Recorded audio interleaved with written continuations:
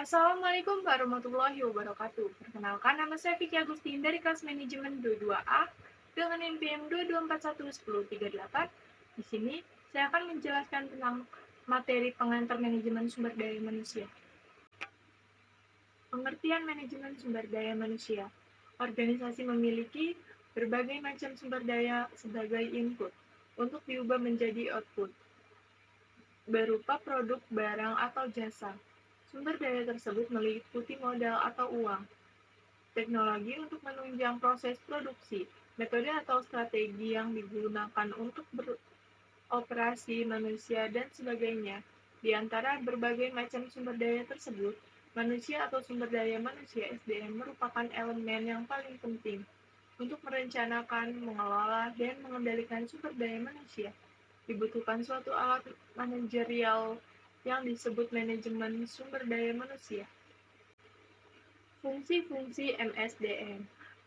Perencanaan untuk kebutuhan SDM. 1. Perencanaan yang peramalan permintaan tenaga kerja organisasi baik dalam jangka pendek maupun jangka panjang. 2. Analisis jabatan dalam organisasi untuk menentukan tugas, tujuan, keahlian, pengetahuan, dan kemampuan yang dibutuhkan.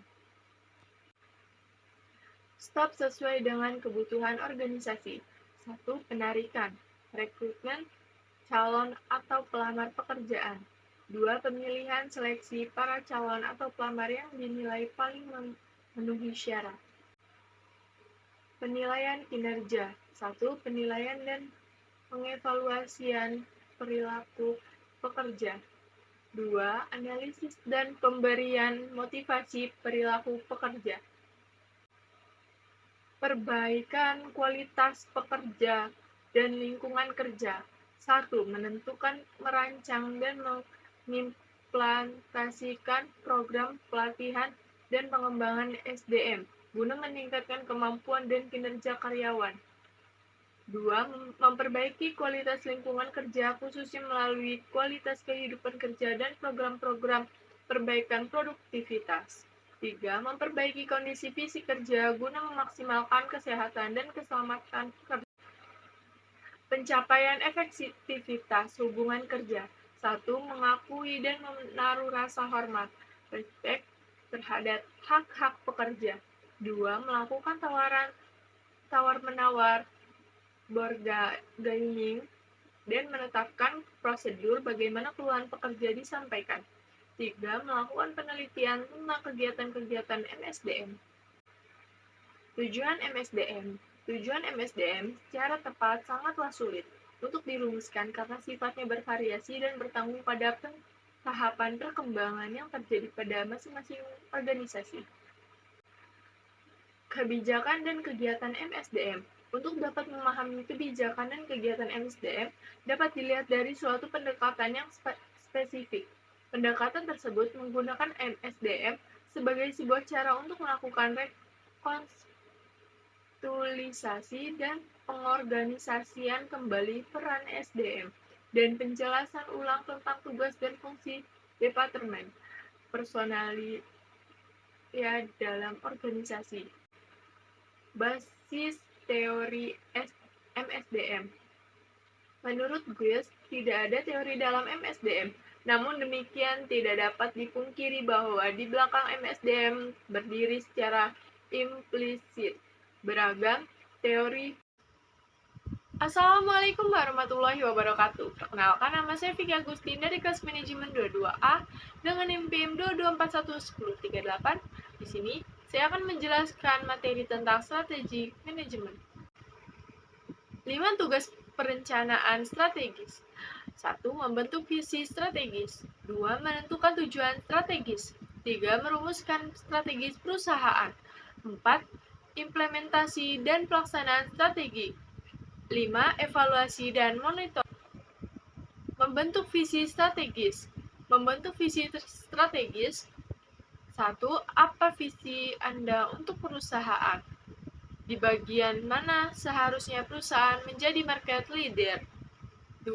Apa yang harus difokuskan di masa depan? Apakah teknologi, produk, pelanggan? 3. Perusahaan seperti apa yang kita inginkan dalam 5 tahun ke depan? Penentuan tujuan strategis. Penentuan tujuan strategis mengkonversi laporan manajerial dan visi strategis bisnis menjadi target unjuk kerja yang spesifik dan terukur. Faktor pembentuk pemilihan strategi. Faktor eksternal. 1. Ekonomi, sosial, politik, dan regulasi pemerintah. 2. Kondisi persaingan dan daya tarik industri. 3. Peluang dan ancaman perusahaan. Gabungan pertimbangan yang menentukan situasi strategis perusahaan. Faktor internal. 1. Kekuatan dan kelemahan perusahaan. Kompetensi dan kapabilitas perusahaan. 2. Ambisi dan filsafat bisnis personal eksekutif utama. 3. Share value dan kultur perusahaan. Faktor pembentuk pemilihan strategi. Ekonomi, sosial, politik, dan regulasi pemerintah. Apakah perusahaan dapat melakukan kebijakan strategis selalu dibatasi dengan aturan pemerintah dan keperluan regulasi? Faktor pembentuk pemilihan strategi. Kondisi pesaing dan daya tarik industri. 1. Bagaimana level persaingan dalam industri Anda? 2. Dan siapa saja rival Anda? 3. Apa kunci sukses yang dibutuhkan untuk menjadi market leader dalam industri Anda? Analisis dan pemilihan strategi. Analisa tentang lingkungan industri dan kondisi pesaing. 2. Analisa tentang kekuatan dan kelemahan internal dalam perusahaan. Pilihan strategi apa yang secara realistis dimiliki perusahaan? Apakah strategi yang terbaik? There are types of best strategy. The best strategy. The goodness of it test. The competitive advantage test. The performance test. 3 pengujian dari strategi terbaik. Strategi yang baik harus benar-benar cocok dengan kondisi industri dan persaingan, peluang dan ancaman pasar, dan aspek lain dari lingkungan eksternal perusahaan. 2. Pada saat yang bersamaan, strategi harus disesuaikan dengan kekuatan dan kelemahan ataupun kompetensi dan kapabilitas kompetitif perusahaan. The intensity of rivalry. Intensitas persaingan dipengaruhi oleh karakteristik industri sebagai berikut. 1. Banyaknya jumlah perusahaan. 2. Lambatnya pertumbuhan pasar. 3. Tingginya biaya tetap. 4. Tingginya biaya penyimpanan atau produk yang sangat mudah rusak. 5. Rendahnya switch cost. 6. Rendahnya tingkat diferensiasi produk. 7. Tingginya exit barriers. 8. Keanekaragaman rival. Human resource management is an essential part of a business's strategic plans for success. An HR manager has a wide variety of responsibilities. A key part of human resource management is to develop and maintain a workforce that is both productive and happy. This may also mean training new staff and even working with current staff to help them achieve career growth, which in turn helps the company meet its goals. An HR manager will also be involved in planning for a company's future and adding to the company's competitive advantage. Reward systems are also the responsibility of a human resources department, including employee compensation, incentives, and benefit packages. And, of course, an HR manager has to be able to effectively address conflicts that may arise between coworkers.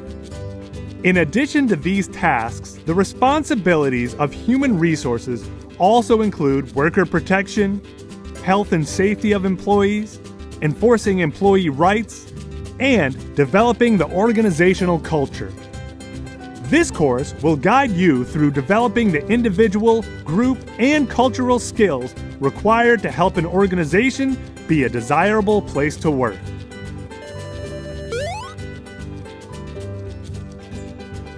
After taking this course, you'll be able to explain HR's role in supporting an organization's goals, examine the laws regulating today's workplace, assess a variety of recruitment and selection strategies, and more.